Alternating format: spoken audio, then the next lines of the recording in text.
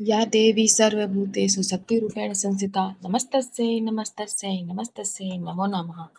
ओम ह्रीं क्रीं स्कंदमाता देव्यै नमः। नवरात्रि के दौरान भक्त माँ दुर्गा का आराधना में लीन रहते हैं।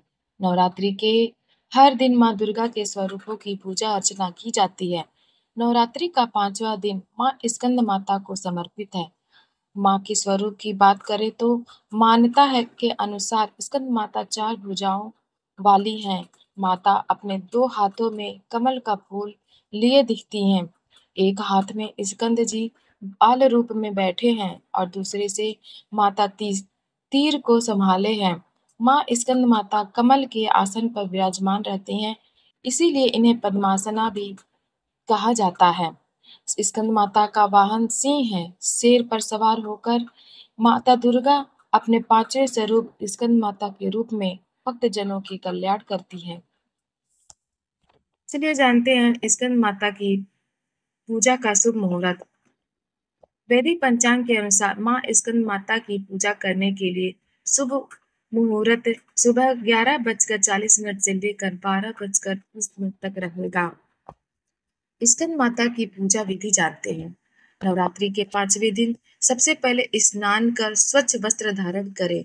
इसके बाद घर के मंदिर या पूजा स्थान में चौकी पर स्कंद माता की तस्वीर या प्रतिमा स्थापित करें। गंगा जल से शुद्धिकरण करें। फिर एक गिलास में पानी लेकर उसमें कुछ सिक्के डालें और उसे चौकी पर रखें। अब पूजा का संकल्प लें। इसके बाद स्कंद माता को रोली कुमकुम लगाकर नैवेद्य अर्पित करें। अब धूप दीपक से माँ की आरती और मंत्र जाप करें। स्कंद माता को सफेद रंग बहुत प्रिय है, इसलिए भक्त सफेद रंग के कपड़े पहनकर माँ को केले का भोग लगाएं। मान्यता है कि ऐसा करने से माँ सदा निरोगी रहने का आशीर्वाद देती है। स्कंद माता का मंत्र, या देवी सर्वभूतेषु माँ स्कंद माता रूपेण संस्थिता नमस्तस्यै नमस्तस्यै नमस्तस्यै नमो नमः। सिंहासन गता नित्यं पद्माजित कर्तव्या सुखदासु सदा देवी स्कंद माता यश। भारतवर्ष में प्रत्येक साल विभिन्न प्रकार के त्योहार मनाए जाते हैं। हिंदू धर्म से जुड़े त्योहारों में एक अलग उत्साह होता है। साथ ही इनमें मान्यताओं तथा रीति रिवाजों का बेहद महत्वपूर्ण स्थान होता है। हर साल देवियों के 9 रूपों की पूजा की जाती है। 9 दिनों में प्रत्येक दिन देवी के भिन्न भिन्न स्वरूपों का वंदन किया जाता है। भक्त नवरात्रि के 9 दिनों तक व्रत धारण करते हैं। हर दिन देवी के स्वरूप का पूजन विधि विधान से करके उनका गुणगान करते हैं। इस विधि पूजन में कथा का विशेष महत्व है। कथा के बिना देवी का गुणगान करना संभव नहीं है। 9 दिनों में 9 देवियों की पूजा के साथ उनकी कथा पढ़ना बेहद जरूरी है। इसलिए आज हम आपके लिए नवरात्रि के 5वें दिन की कथा लेकर आए हैं।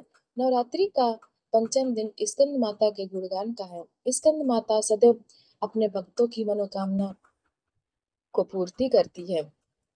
श्रद्धा भक्ति से जो भी स्कंद माता की कथा को पढ़ता है, देवी स्कंद माता उनकी हमेशा रक्षा करती हैं। पंचम दिन स्कंद माता देवी का पूजन होता है और उनकी कथा का पाठ किया जाता है। चलिए सुनते हैं माता की पौराणिक कथा। पौराणिक मान्यताओं के अनुसार तारकासुर नामक एक राक्षस था, जिसकी मृत्यु केवल शिव जी के पुत्र से ही हो सकती थी। ऐसे में तब माता पार्वती ने अपने पुत्र भगवान स्कंद यानी कि कार्तिकेय को युद्ध के लिए प्रशिक्षित करने हेतु स्कंद माता का रूप लिया। माँ स्कंद माता ने भगवान स्कंद को युद्ध के लिए प्रशिक्षित किया था। ऐसा कहा जाता है कि स्कंद माता से युद्ध प्रशिक्षण लेने के बाद भगवान स्कंद ने तारकासुर का वध किया और तभी से माता का नाम स्कंद माता पड़ गया। नवरात्रि के 5वें दिन स्कंद माता की पूजा अर्चना की जाती है।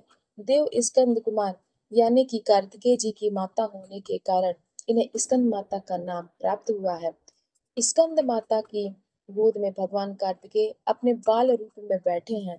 माँ स्वरूप स्कंद माता देवी की 4 भुजाएं हैं। दाहिनी ऊपरी भुजा में उन्होंने स्कंद देव को गोदी में ले रखा है। दाहिनी निचली भुजा में कमल का पुष्प धारण किए हुए है, जो कि ऊपर को उठा हुआ है। स्कंद माता का वर्ण पूर्ण श्वेत रंग का है तथा यह सदैव कमल के पुष्प पर विराजमान रहती हैं, जिस कारण इन्हें देवी पद्मासन कहा जाता है और साथ ही इन्हें विद्या वाहिनी दुर्गा देवी नाम से भी जाना जाता है। देवी स्कंद माता का वाहन सिंह है। स्कंद माता सूर्य मंडल में उपस्थित अधिष्ठात्री देवी का स्वरूप है। इनकी वंदन आराधना करने से भक्तों को तेज तथा कांति की प्राप्ति होती है। जो भी मनुष्य एकाग्रता से पूर्ण निष्ठा के साथ देवी स्कंद माता का ध्यान करता है, उसके सभी कष्ट दूर होते हैं। वह भक्त जगत के बंधनों से मुक्त होकर मोक्ष की प्राप्ति करता है। जय माता दी, जय माँ स्कंद माता।